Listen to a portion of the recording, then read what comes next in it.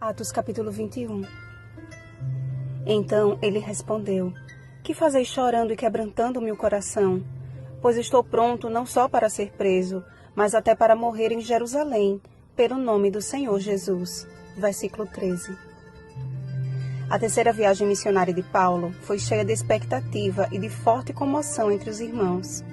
Sabendo que Paulo estava seguindo para Jerusalém, temeram por sua vida, de forma que por mais de uma vez alguns irmãos foram usados pelo Espírito Santo para alertar a Paulo acerca do perigo que o aguardava naquela cidade.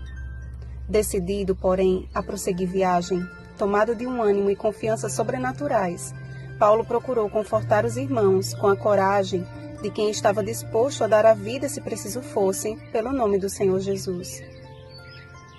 A chegada do apóstolo em Jerusalém causou uma alegria geral entre os irmãos, e após seu minucioso discurso sobre o que Deus fizera entre os gentios por seu ministério, deram todos glória a Deus, mas também demonstraram sincera preocupação com a sua segurança. A notícia de que Paulo e os demais apóstolos não exigiam dos gentios a circuncisão se espalhou em falsos boatos, de tal forma que os zelosos judeus esperavam apenas uma oportunidade para lançar mão de Paulo e matá-lo. Na cerimônia de purificação, porém, pensaram os irmãos ser a chance de Paulo demonstrar a seus patrícios que ele respeitava sim os costumes da lei. No entanto, quase no findar dos 7 dias de purificação, alguns judeus da Ásia, reconhecendo a Paulo no templo, causaram um grande tumulto entre o povo, acusando o apóstolo de apostasia. Agarrado pela multidão, Paulo foi arrastado para fora do templo e imediatamente foram fechadas as portas. Acho que os judeus tinham uma forma bem estranha de zelar por seus costumes. Pensavam que das portas para fora do templo podiam usar de violência contra seus semelhantes, se estes não andassem conforme seus próprios critérios. Não foi a favor das leis escritas por Moisés que tão covardemente agrediram a Paulo. Este foi apenas mais uma vítima do zelo infundado de um povo que vendo não via e ouvindo não ouvia. A violência é a manifestação mais eficaz de covardia. É o grito de quem não está disposto a ouvir.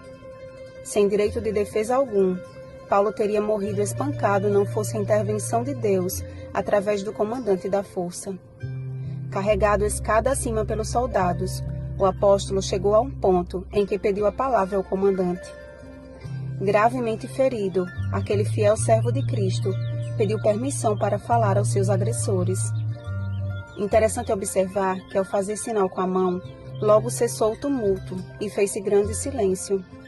Falando na língua dos hebreus, Paulo apresentaria sua defesa com vibrante e audível voz, como quem estivesse em perfeito estado físico, sendo que as marcas da violência que sofrera eram bem aparentes a todos, que espantados pararam para ouvi-lo. Temos uma ideia muito rasa quanto ao valor de sermos chamados de cristãos. Porque os cristãos primitivos não tinham uma vida livre de problemas, pelo contrário, diante de uma sociedade tradicionalista, eles eram o problema. Perseguidos, desprezados e maltratados, muitos, como Paulo, arriscavam a própria vida por amor a Jesus, a fim de salvar nem que fosse uma pessoa. Cheios do Espírito Santo, suas palavras e atitudes incomodavam os intolerantes, que, movidos de inveja, só possuíam a linguagem da violência. Este cenário tem se repetido ao longo da história e está prestes a alcançar o seu cume final, cumprindo-se a profecia dada por Cristo.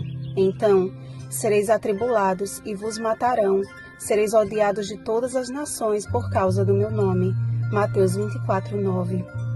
Quando as fogueiras forem reacendidas e os tribunais de inquisição novamente mostrarem sua força, revelar-se-á ao mundo quem na verdade são os verdadeiros adoradores. O mundo todo será o campo de Dura, e os fiéis como os 3 jovens hebreus, que diante de uma multidão que se curvava à falsa adoração, permanecerão em pé, mesmo em face da fornalha da morte. Daniel, capítulo 3. A preparação para este tempo deve ser feita hoje, hoje e hoje. E quando a grande controvérsia for finalmente decidida, cumprir-se-á em nossa vida o mesmo que aconteceu com Sadraque, Mesaque e Abednego. Quando passares pelo fogo, não te queimarás, nem a chama arderá em ti. Isaías 43:2. Porque o Senhor da glória estará conosco. Continuemos sendo reavivados pela palavra de Deus. Rosana Garcia Barros.